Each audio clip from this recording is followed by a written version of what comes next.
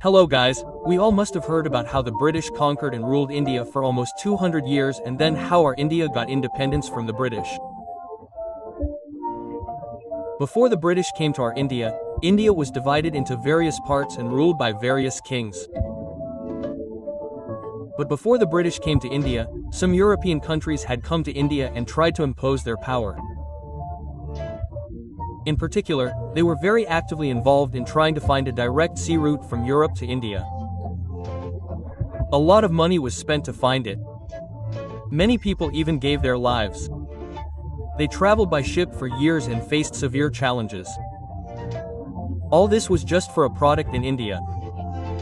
That product was not gold or wire or any expensive product. It was an ordinary product. But for the Europeans at that time, it was a very essential product. So what was that product? There was also a competition to see who would find a sea route to India directly from Europe. How did the Europeans come to India? Let's see in detail in today's video how those who came eventually enslaved India. Come on! This video is going to talk about what happened in India before the British. So don't forget to share this with your friends and family. New viewers, if you haven't subscribed to our channel yet, subscribe immediately. Also press the bell icon next to it. That's when you will be notified of our new videos. Europe started to grow at a huge rate in the 15th century. The reason for this is that during that period, they destroyed all the forests and converted them into agricultural lands. In that agricultural land, not only the food crops needed by the people but also the fodder needed for the livestock were grown. Due to this, a large number of livestock were raised and the Europeans got more income. They needed spices to cook this bird and to preserve it for a long time. Therefore, the Europeans started buying and using these spices at very high prices. But these spices were available in large quantities only in India at that time. But the Europeans did not buy them directly from India. They got them through the Arabs. That is, the Arabs bought these spices from India and brought them through the Red Sea and crossed Egypt and from there sold them to Alexandria, Durai, and the Mediterranean Sea to the Republic of Venice. It was from the Republic of Venice that all these spices were sold to other European countries. Since these two people changed hands and came to Europe, the Europeans had to buy these spices at high prices. Due to this, the Arabs and the Republic of Venice made a lot of profit. Seeing this, the Europeans thought that if we did not depend on these two people and bought these spices directly from India, we could buy them at a much lower price than buying them from Venice. Therefore, the Europeans started trying to find a direct sea route from Europe to India. Portugal and Spain were the two countries that started to get involved very seriously in the attempt to find this sea route to India. These two countries were much stronger in naval strength than other European countries. Therefore, there was a huge competition between the two countries to find a direct sea route from Europe to India. The Portuguese thought that if they went around Africa, they could reach India directly without the obstacles of Arabian and Venetian merchants. In particular, 3 Portuguese kings played a very important role in finding this new sea route to India. First, Prince Henry the Navigator arranged the funds, ships, and sailors needed for the expedition to find a direct sea route to India. But during his lifetime, no one had crossed the equator, which is also known as the equator. They had only settled along the southern coast of Africa. After this, it was during the reign of King Alfonso V that the Portuguese crossed the equator for the first time. This was their most important achievement. After this, King John II sent the explorer Dias to circumnavigate the southern part of Africa and find a sea route to India. Accordingly, Dias was unexpectedly caught in a storm while sailing by sea. His ship, which was blown away by the storm, ran aground in a new place. It was then that he realized that he had rounded the southern tip of Africa. He brought the storm to the place he wanted to go, so he named that place the Cape of Storms. All the Portuguese believed that if they could reach India by sailing around this Cape of Storms, they would definitely be able to reach it. King John II named the Cape of Storms the Cape of Good Hope. While the Portuguese were still trying to find a sea route to India, another rival, Spain, tried to find a direct sea route to India. Under the leadership of Spain, the Italian explorer Christopher Columbus thought that since the Earth was round, he could reach India by sailing westward instead of going around Africa like the Portuguese. Inspired by his idea, the King and Queen of Spain financed his journey. Accordingly, Columbus, who started his journey westward in 1492, discovered America instead of going to India as he had thought. Columbus, who knew that what he had discovered was not India, named that region the New World. After this, he claimed this region as his own without any connection to the Portuguese. This caused a very serious problem between the two countries. As a result, Portugal's rival Spain withdrew from the competition to find the sea route to India. Only Portugal tried very hard to find a sea route to India. Accordingly, in 1497, King Ferdinand I entrusted the responsibility of finding the sea route to India to a navigator named Vasco da Gama. He followed the sea route of his predecessor, Bartholomew Dias, who had already been sent by Portugal, and sailed around the Cape of Good Hope in the southern part of Africa. His journey is known in history as the First Portuguese Armada. Finally, he reached the African port of Mozambique. He was very happy to see many Indian ships and sailors going to India there. He immediately asked the sailors there for the way to India. Then an Indian sailor named Abdul Majid offered to help Vasco da Gama and guided him. With his help, he reached Kozhikode in the present-day state of Kerala, India, on the 20th of May 1498. Thus, a direct sea route from Europe to India was discovered. And through this, Vasco da Gama gained the honor of being the first European to reach India by sea. When he reached Kozhikode, the area was ruled by the king of Timurin of Calicut. Since this king of Zamorin already had trade relations with Arab and Chinese merchants, he welcomed Vasco da Gama. But the king of Zamorin did not like any of the gifts that Vasco da Gama gave him. Because all those gifts were not very expensive items but very ordinary cheap items.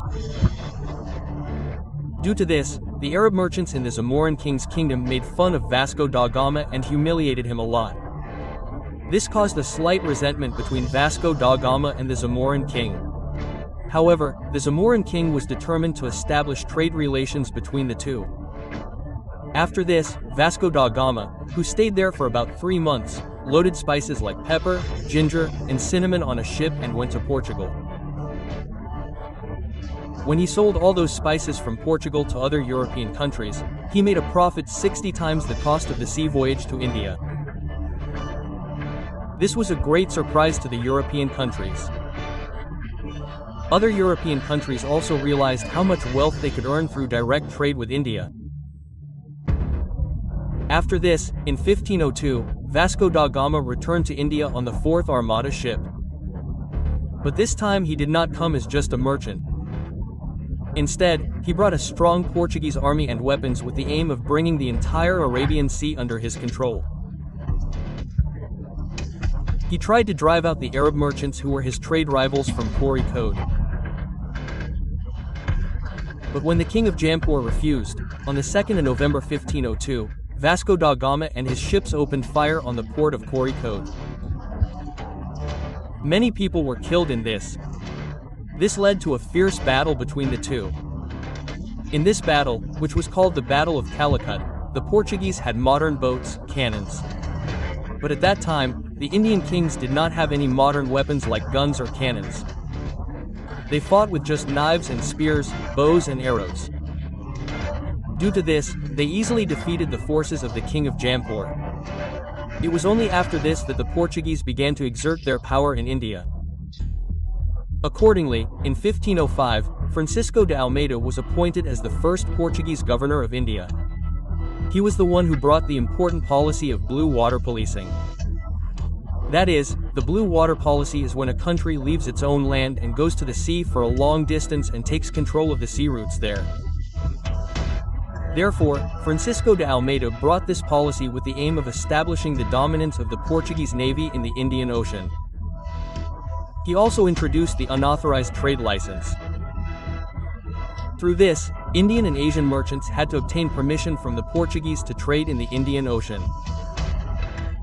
Ships and goods without proper permission were seized by the Portuguese.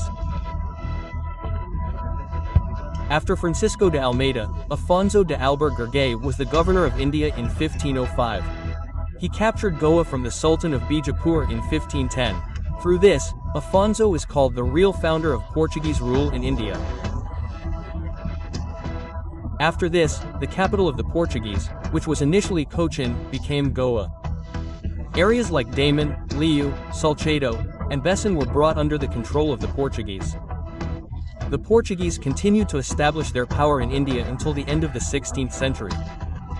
But after the 17th century, their dominance gradually started to decrease. They started losing all the areas they conquered little by little.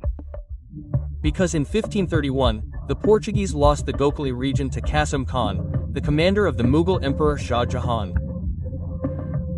After this, in 1661, Portugal gave Mumbai as a dowry to the English King Charles II. In 1739, the Marathas captured the Portuguese territory of Bessin.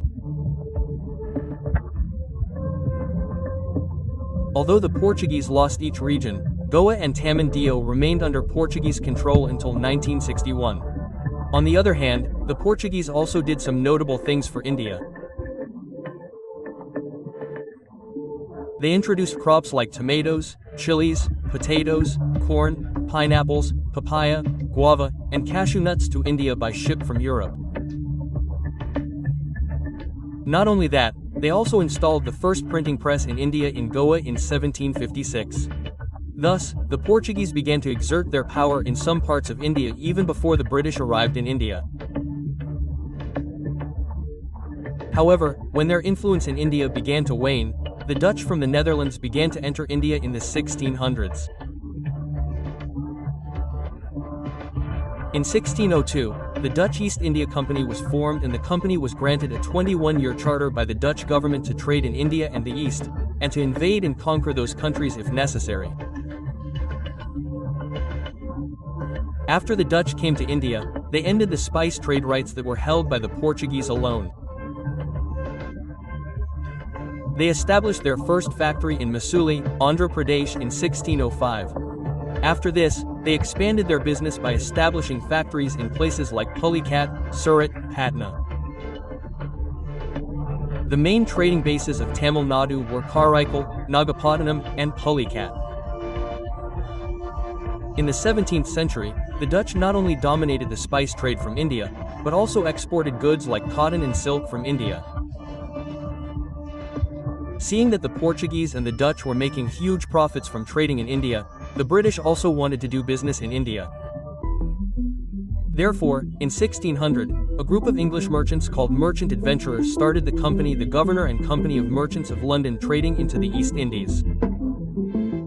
This was later called the East India Company. Queen Elizabeth I of England granted this company full rights to trade in Asia. The East India Company initially wanted to set up a factory in Surat, an important commercial city in India. They sought permission from the then Mughal Emperor Jahangir. But the Portuguese, who were doing business in India at that time, stopped this. Then in 1611, the Portuguese were defeated in the war between the Portuguese and the East India Company. Impressed by the success of the British East India Company, Jahangir gave permission to the East India Company to establish its first factory in Surat in 1613. After this, Sir Thomas Ranjira, the English ambassador, came to India and obtained permission to establish cities including Agra and Ahmedabad. At the same time, he expanded his territory in South India and the East. In 1639, he founded the city of Chennai and built Fort St. George there. In 1651, he also established factories in Bengal. Bengal was a very important city for the British East India Company. And in 1298, he acquired 3 villages and founded the city of Calcutta.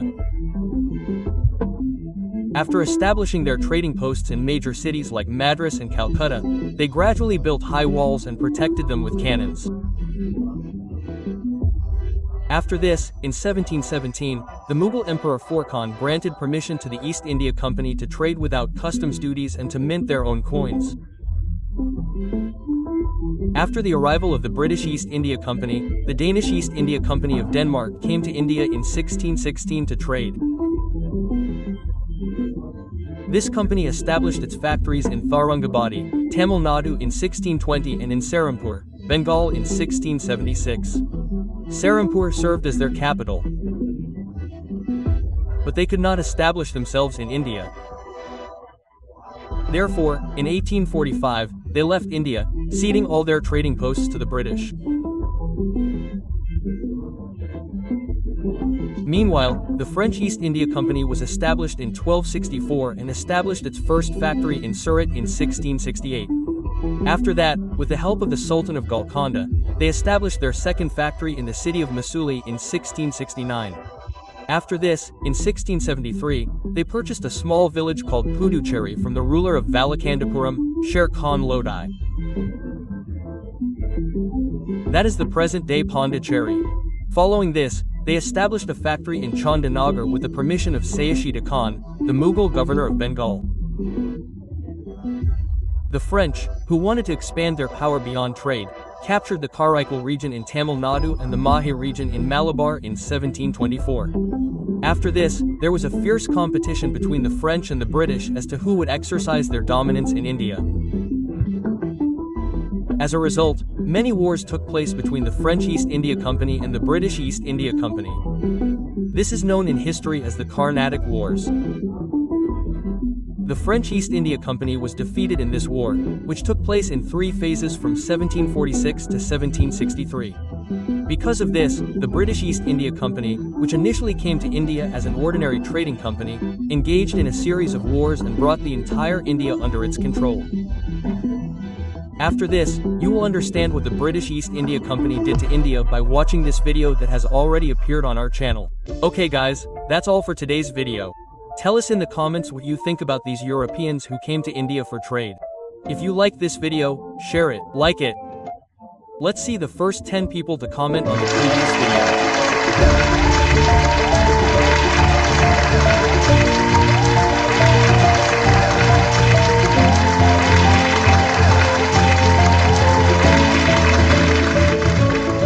See you in another interesting video. Don't forget to subscribe to our channel and show your support. Thank you for signing up.